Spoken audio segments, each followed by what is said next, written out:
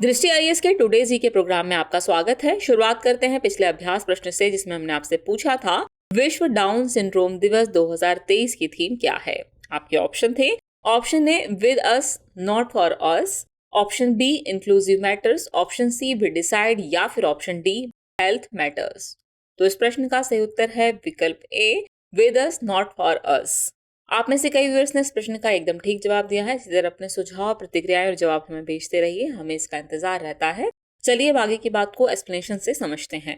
हाल ही में विश्व down syndrome दिवस मनाया गया। आपको बता दें कि विश्व डाउन सिंड्रोम दिवस हर साल 21 मार्च को मनाया जाता है। ये एक वैश्विक अभियान है जो डाउन सिंड्रोम के बारे में जागरूकता फैलाने के लिए मनाया जाता है। ये 2012 से संयुक्त राष्ट्र द्वारा आधिकारिक रूप से मनाया जा रहा है। इस वर्ष यानी 2023 में इस दिवस की थीम है विद अस नॉट फॉर अस, इसलिए विकल्प ए सही है। 21 मार्च को 21वें क्रोमोसोम के ट्रिप्लिकेशन की विशिष्टता को दर्शाने के लिए चुना गया था, जो डाउन सिंड्रोम का कारण बनता है। डाउन सिंड्रोम एक विकार है जो हर साल जन्म के समय लगभग 6000 बच्चों को प्रभावित करता है। यह आमतौर पर शारीरिक विकास में देरी, बौद्धिक अक्षमता आदि से जुड़ा होता है। इस तरह इस प्रश्न का सही उत्तर है विकल्प ए, यानी कि विद अस नॉट फॉर अस। चलिए अब शुरुआत करते हैं आज के एपिसोड की। तो आज के एपिसोड का पहला प्रश्न है, विश्व जल दिवस के संबंध में निम्नलिखित कथनों पर विचार कीजिए। कथन 1 है, ये हर साल 23 मार्च को मनाया जाता है। कथन 2 है, पहला विश्व जल दिवस वर्ष 1993 में मनाया गया था। उपयुक्त में से कौन सा ऐसे कथन सही है, या फिर हैं आपके ऑप्शन है केवल एक, केवल दो, एक और दो दोनों, और न तो एक और न ही दो। तो इस प्रश्न का सही उत्तर है विकल्प बी, केवल दो। हाल ही में विश्व जल दिवस मनाया गया। पानी के महत्व को उजागर करने और वैश्विक जल संकट के बारे में जागरूकता बढ़ाने के लिए हर साल 22 मार्च को विश्व जल दिवस मनाया जाता है, इसलिए कथन ए सही नहीं है। इस दिवस को मनाने का संकल्प पहली बार 22 दिसंबर 1992 को संयुक्त राष्ट्र महासभा द्वारा अपनाया गया था। पहला विश्व जल दिवस वर्ष 1993 में मनाया गया था, इसलिए कथन 2 सही है। इस प्रकार विकल्प बी सही हुआ। इस वर्ष यानी 2023 में दिवस की थीम जल और स्वच्छता संकट को हल करने के लिए परिवर्तन में तेजी लाना है, यानी कि accelerating the change to solve the water and sanitary crisis इसकी थीम है। इस तरह इस प्रश्न का सही उत्तर है विकल्प बी, यानी केवल दो कथन ही सही है। अगला प्रश्न है, भारतीय विमानपत्तन प्राधिकरण यानी एयरपोर्ट अथॉरिटी ऑफ इंडिया ने किस वर्ष तक अपने शेष परिचालन हवाई अड्डों पर 100% हरित ऊर्जा प्राप्त करने का लक्ष्य दिया है। आपके ऑप्शन है 2024, 2025, 2026 या फिर 2027। तो इस प्रश्न का सही उत्तर है विकल्प ए, वर्ष 2024। चलिए एक्सप्लेनेशन आगे की बात को समझते हैं। भारत के विमानन क्षेत्र में हाल के वर्षों में हुए तीव्र विकास के कारण हवाई अड्डों से होने वाले कार्बन उत्सर्जन में वृद्धि हुई है। बता दें कि नागरिक उड्डयन मंत्रालय ने उड्डयन क्षेत्र में सतत विकास को बढ़ावा देने और हवाई अड्डों पर कार्बन उत्सर्जन को कम करने के लिए कई पहलें शुरू की है। इस संबंध में अधिकांश हवाई अड्डों ने 2024 तक हरित ऊर्जा के 100% उपयोग और 2030 तक नेट जीरो प्राप्त करने का लक्ष्य दिया है। मुंबई, कोचीन और 25 अन्य हवाई अड्डे 100% हरित ऊर्जा का उपयोग कर रहे हैं। कोचीन हवाई अड्डा दुनिया का पहला हरित हवाई अड्डा है जो पूरी तरह से सौर ऊर्जा से संचालित है। आपको बता दें, भारतीय विमानपत्तन प्राधिकरण यानी एयरपोर्ट अथॉरिटी ऑफ इंडिया ने 2024 तक अपने शेष परिचालन हवाई अड्डों पर 100% हरित ऊर्जा प्राप्त करने का लक्ष्य दिया है, इसलिए विकल्प ए सही है। यानी इस प्रश्न का सही उत्तर हुआ विकल्प ए, वर्ष 2024। नेक्स्ट क्वेश्चन है, विश्व मौसम विज्ञान संगठन यानी WMO के संदर्भ में निम्नलिखित कथनों पर विचार कीजिए। कथन 1 है, यह एक गैर सरकारी संगठन है। कथन 2 है, ये संयुक्त राष्ट्र की एक विशेष एजेंसी नहीं है। उपयुक्त में से कौन सा ऐसे कथन सही है, या फिर हैं आपके ऑप्शन है केवल एक, केवल दो, एक और दो दोनों, और न तो एक न ही दो। तो इस प्रश्न का सही उत्तर है विकल्प डी, न तो एक न ही दो। चलिए एक्सप्लेनेशन देखते हैं। ये दिवस हर साल 23 मार्च को मनाया जाता है क्योंकि इस दिन विश्व मौसम विज्ञान संगठन यानी WMO अस्तित्व में आया था। बता दें कि विश्व मौसम विज्ञान संगठन यानी WMO 193 सदस्य देशों की सदस्यता वाला एक अंतर सरकारी संगठन है, इसलिए कथन 1 सही नहीं है। इसकी उत्पत्ति अंतर्राष्ट्रीय मौसम विज्ञान संगठन यानी IMO से हुई है, जिसे वर्ष 1873 के वियना अंतर्राष्ट्रीय मौसम विज्ञान कांग्रेस के बाद स्थापित किया गया था। ये 23 मार्च 1950 को WMO कन्वेंशन के अनुसमर्थन द्वारा स्थापित किया गया था। ये संयुक्त राष्ट्र की विशेष एजेंसियों में से एक है, इसलिए कथन 2 सही नहीं है। इस प्रकार विकल्प डी सही हुआ। इसका मुख्यालय जिनेवा, स्विट्जरलैंड में स्थित है। इस तरह इस प्रश्न का सही उत्तर हुआ विकल्प डी, न तो एक न ही दो। नेक्स्ट क्वेश्चन है, सृजन पोर्टल किस मंत्रालय से संबंधित है? आपके ऑप्शन है रक्षा मंत्रालय, गृह मंत्रालय, वाणिज्य और उद्योग मंत्रालय या फिर कॉर्पोरेट कार्य मंत्रालय। तो इस प्रश्न का सही उत्तर है विकल्प ए, रक्षा मंत्रालय। हाल ही में रक्षा राज्य मंत्री ने बताया कि 2018-19 से भारत का रक्षा आयात 46% से घटकर 36.7% रह गया है। उन्होंने कहा कि 26,000 से अधिक रक्षा वस्तुओं को सृजन पोर्टल पर अपलोड किया गया है और स्वदेशीकरण के लिए उद्योगों को इनकी पेशकश की गई है। आपको बता दें, सृजन पोर्टल रक्षा मंत्रालय ने विकसित किया है। इस पोर्टल का मुख्य उद्देश्य रक्षा क्षेत्र के सार्वजनिक उपक्रमों और सशस्त्र बलों के स्वदेशीकरण प्रयासों में निजी क्षेत्र को भागीदार बनाना है।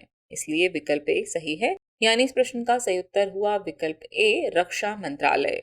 अगला प्रश्न है, निम्नलिखित में से किसने कोरोना वायरस के न्यूट्रलाइजिंग एंटीबॉडीज पर एक ऑनलाइन ओपन सोर्स डेटाबेस विकसित किया है? आपके ऑप्शन है IIT Bombay, IIT Delhi, IIT Madras या फिर आईआईटी कानपुर। तो इस प्रश्न का सही उत्तर है विकल्प सी, आईआईटी मद्रास। हाल ही में भारतीय प्रौद्योगिकी संस्थान मद्रास यानी आईआईटी मद्रास के शोधकर्ताओं ने कोरोना वायरस के न्यूट्रलाइजिंग एंटीबॉडीज पर एक ऑनलाइन ओपन सोर्स डेटाबेस विकसित किया है, इसलिए विकल्प सी सही है। डेटाबेस एपकॉव में अब तक पहचाने गए सभी कोविड संबंधी एंटीबॉडी के बारे में विस्तृत जानकारी मौजूद है। इस डेटाबेस में 1780 कोरोना वायरस से संबंधित एंटीबॉडी शामिल हैं। ये 3D मॉडल में एंटीबॉडी या वायरल प्रोटीन की संरचनाओं को देखने की अनुमति देता है। ये SARS-CoV-2 के नए वेरिएंट के खिलाफ दवा विकसित करने में मदद कर सकता है। इस तरह इस प्रश्न का सही उत्तर है विकल्प सी, आईआईटी मद्रास। नेक्स्ट क्वेश्चन है, अगला प्रश्न है, मच्छरों की कौन सी प्रजाति लोगों में डेंगू फैलाती है? आपके ऑप्शन है एडीज, क्यूलेक्स, एनोफिलीज या फिर इनमें से कोई नहीं। तो इस प्रश्न का सही उत्तर है विकल्प ए, एडीज। हाल ही में केंद्रीय स्वास्थ्य मंत्रालय ने डेंगू पर 2 दिवसीय संगोष्ठी का आयोजन किया। इस संगोष्ठी का आयोजन भारत में डेंगू नियंत्रण के लिए रणनीतिक ढांचा और रोडमैप विकसित करने के लिए किया गया। बता दें कि डेंगू वायरस से संक्रमित एडीज प्रजाति के मच्छर लोगों में डेंगू फैलाते हैं, इसलिए विकल्प ए सही है। ये मच्छर जीका, चिकनगुनिया और अन्य वायरस भी फैलाते हैं। दुनिया की लगभग आधी आबादी यानी लगभग 4 अरब लोग डेंगू बुखार के जोखिम वाले क्षेत्रों में रहती है। हर साल लगभग 400 मिलियन लोग डेंगू से संक्रमित हो जाते हैं, जबकि गंभीर डेंगू बुखार से लगभग 40,000 लोगों की मृत्यु हो जाती है। इस तरह इस प्रश्न का सही उत्तर है विकल्प ए, यानी कि एडीज मच्छर। काला धन, अघोषित विदेशी आय एवं संपत्ति और कर अधिरोपण अधिनियम किस वर्ष संसद से पारित हुआ था? आपके ऑप्शन है 2012, 2013, 2014 या फिर 2015। तो इस प्रश्न का सही उत्तर है विकल्प डी, वर्ष 2015। हाल ही में वित्त राज्य मंत्री ने संसद में कहा कि आयकर विभाग ने 4 वित्तीय वर्षों यानी फाइनेंशियल ईयर 2019 से 22 के दौरान 13,566 करोड़ रुपए के कर मांग की है। साथ ही विभाग ने काले धन के खिलाफ 349 मूल्यांकन आदेश पारित किए हैं। ये कार्रवाई काला धन, अघोषित विदेशी आय और संपत्ति और कर अधिरोपण अधिनियम के तहत हुई, जो 2015 में संसद से पारित हुआ था, इसलिए विकल्प डी सही है। यह अधिनियम काले धन या घोषित विदेशी संपत्ति और आय पर अंकुश लगाने के साथ ऐसी आय पर कर और जुर्माना लगाता है। यदि किसी व्यक्ति के पास अघोषित विदेशी संपत्ति होने का प्रत्यक्ष प्रमाण प्राप्त होता है, तो संबंधित व्यक्ति को 30% की दर से कर का भुगतान और इसी के बराबर दंड राशि का भुगतान करना पड़ता था। इसके इतर संपत्ति को घोषित न करने के मामले में 30% की दर से कर अधिरोपण के साथ साथ छिपाए गए कर राशि की 3 गुना राशि का भुगतान या अघोषित आय के 90% भाग या परिसंपत्ति के मूल्य का भुगतान का प्रावधान किया गया है। इस अधिनियम में जानबूझकर की गई कर चोरी के लिए 3 से 10 साल की जेल की सजा का प्रावधान है। इस तरह इस प्रश्न का सही उत्तर है विकल्प डी, वर्ष 2015। नेक्स्ट क्वेश्चन है, किस अधिनियम के तहत किसी स्थल को जैव विविधता विरासत स्थल यानी BHS घोषित किया जाता है? आपके ऑप्शन है वन्यजीव संरक्षण अधिनियम 1972, जैव विविधता अधिनियम 2002, पर्यावरण संरक्षण अधिनियम 1986 या फिर पशु क्रूरता निवारण अधिनियम 1960। तो इस प्रश्न का सही उत्तर है विकल्प बी, जैव विविधता अधिनियम 2002। चलिए एक्सप्लेनेशन की बात को समझते हैं। हाल ही में ओडिशा सरकार ने गंधमर्दन पहाड़ी श्रृंखला को जैव विविधता विरासत स्थल यानी BHS घोषित किया है। कंधमाल जिले में मंदसुरु गार्ज और गजपति जिले में महेंद्रगिरी हिल रेंज के बाद यह ओडिशा का तीसरा जैव विविधता विरासत स्थल है। जैव विविधता अधिनियम 2002 की धारा 37 के तहत राज्य सरकार किसी स्थान को जैव विविधता विरासत स्थल के रूप में अधिसूचित कर सकती है, इसलिए विकल्प बी सही है। साथ ही धारा 37 की उपधारा 2 के तहत राज्य सरकार केंद्र सरकार के परामर्श से इन स्थलों के प्रबंधन और संरक्षण के लिए नियम बना सकती है। बता दें कि जैव विविधता विरासत स्थल भारत में जैव विविधता महत्व के अधिसूचित क्षेत्र हैं। इन क्षेत्रों को अद्वितीय और संवेदनशील इकोसिस्टम माना जाता है। ये स्थलीय, तटीय और अंतर्देशीय जल या समुद्री इकोसिस्टम हो सकते हैं। इस तरह इस प्रश्न का सही उत्तर है विकल्प बी, जैव विविधता अधिनियम 2002। अगला प्रश्न है, हाल ही में चर्चा में रहा रेड कॉर्नर नोटिस यानी रेड नोटिस आरसीएन किससे संबंधित है? आपके ऑप्शन है इंटरपोल, अंतर्राष्ट्रीय मुद्रा कोष, विश्व बैंक या फिर विश्व व्यापार संगठन। तो इस प्रश्न का सही उत्तर है विकल्प ए, इंटरपोल।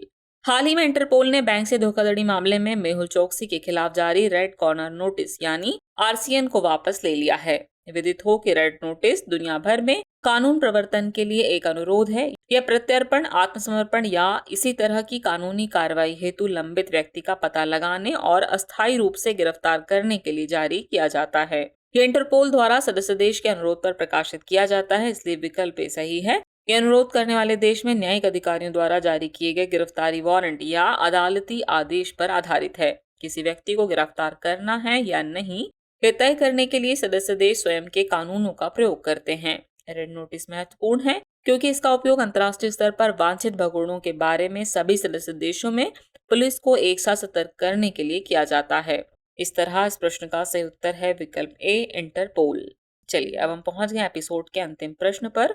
तो अंतिम प्रश्न है, निम्न में से कौन सा आयोग न्यूनतम समर्थन मूल्य यानी एमएसपी से जुड़ा हुआ है? आपके ऑप्शन है कृषि मौसम विज्ञान आयोग, फसल गुणवत्ता प्रबंधन आयोग, कृषि लागत और मूल्य आयोग या फिर राष्ट्रीय किसान आयोग। तो इस प्रश्न का सही उत्तर है विकल्प सी, कृषि लागत और मूल्य आयोग।